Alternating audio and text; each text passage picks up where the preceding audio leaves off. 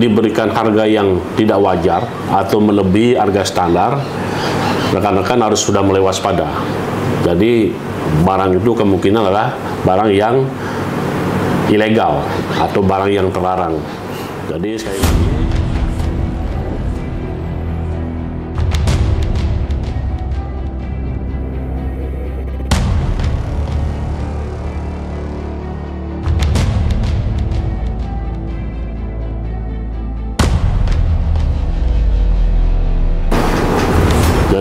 kalau modus operandi yang biasa dilakukan oleh para pengedar narkotika, jadi banyak modus operandinya. Tapi sekarang ini modus operandi yang paling banyak dipilih oleh pengedar adalah dengan cara pemesanan via online dan pengiriman dengan cara ekspedisi. Tahun ini mungkin ada sekitar 5 peredaran narkotika yang melibatkan ekspedisi. Tapi 5 itu yang baru kita ungkap. Setelah kita perdalam, dari 5 orang yang kita ungkap itu, 5 atau sampai 7, mereka itu masing-masing dalam 3 bulan ini mereka bisa 10 kali sampai 15 kali melakukan pemesanan melalui via online dan pengiriman melalui jalur ekspedisi. Jadi saya yakin masih banyak yang belum kita tangkap, pengiriman-pengiriman yang dilakukan melalui jalur ekspedisi. Dari pengungkapan terakhir ini di bulan Oktober ini, kami melakukan pengungkapan 2 kasus, yaitu pada tanggal 4 Oktober sama tanggal 5 Oktober. Jadi ini sangat bersamaan sekali kasusnya. Jadi yang tanggal 4 Oktober itu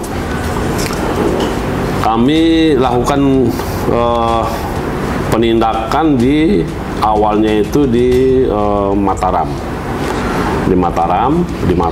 Jadi dari informasi yang kami terima dari teman-teman kami dari Medan, dari Sumatera Utara, bahwa ada pengiriman paket yang berisi ganja,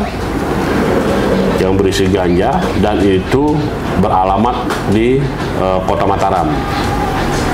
Jadi setelah kita telusuri, memang benar ada paket tersebut. Kemudian kita melakukan pemancingan terhadap penerima paket, dan ternyata waktu kita cek di tempat tujuan, itu kita mengamankan 2 orang, dan 2 orang itu rupanya adalah kurir. Jadi 2 orang ini kurir yang tidak tahu menahu terkait masalah peredaran narkoba. Jadi setelah kita dalami 2 kurir ini dapat perintah dari orang bernama Ilham yang ada di Sumbawa. Jadi perintah tersebut, si Ilham ini memberikan perintah secara secara langsung melalui handphone, dan perintah tersebut secara bertahap. Jadi umpamanya si kurir 2 orang ini, dia disuruh ngambil di kontrakan, di kos-kosan yang ada tangganya. Jadi setelah diambil umpamanya barang itu yang berada di bawah tangga kos-kosan itu, kemudian si Ilham ini memberitahukan kembali kepada si kurir untuk mengirimkan barang tersebut ke Sumbawa melalui pihak ekspedisi. Jadi dari proses itu kita ikuti sampai barang nyampe ke Sumbawa. Jadi terakhir kita melakukan penangkapan terhadap saudara Ilham di daerah Sumbawa. Nah, kemudian setelah kita dalami, saudara Ilham ini pun bukan pemilik barang resmi, walaupun dalam paket tersebut tercantum namanya Ilham, dan Ilham ini disuruh oleh temannya, yaitu atas nama Aji. Dan Aji ini kita sudah dilakukan penggeledahan di rumahnya, sampai sekarang kita tidak ketemu, dan informasinya Aji sekarang kabur ke daerah Nusa Tenggara Timur. Jadi atas Aji ini kita juga sudah tetapkan sebagai DPO yang diterbitkan oleh BNN Provinsi Nusa Tenggara Barat. Jadi demikian kronologinya pengungkapan yang peredaran ganja yang ke Sumbawa. Jadi barang bukti yang kita temukan untuk yang di Sumbawa itu ada sekitar setengah kilo ganja dan 4.000 tablet daftar G, yaitu obat tramadol. Jadi untuk ganjanya kita proses karena kita cuma menaungi undang-undang narkotika, sedangkan untuk obatnya kita akan serahkan ke Polres atau Polda NTB. Kemudian tanggal 5 Oktober lagi ada juga informasi terkait masalah pengiriman ganja dari Medan ke wilayah Sumbawa Besar, wilayah ASB. Jadi ganja itu informasinya akan dikirim sejumlah 2 kg. Atas informasi tersebut, tim kami juga berangkat ke KSB, yaitu daerah Taliwang, dan di sana kami menangkap seseorang, ditemukan barang bukti 2 kg ganja. Tetapi selain 2 kg ganja tersebut, setelah kami berkoordinasi dengan ekspedisi daerah, yaitu JNT, rupanya ada paket yang lain yang akan dikirimkan dengan orang yang sama. Jadi akhirnya kita mendapatkan 2 paket. Selain paket ganja, kita juga menemukan paket sabu-sabu. Jadi sabu-sabu yang kita temukan yaitu sekitar 50 gram. Dan tentu saja ini bukan pengiriman yang pertama, ini sudah pengiriman yang keempat.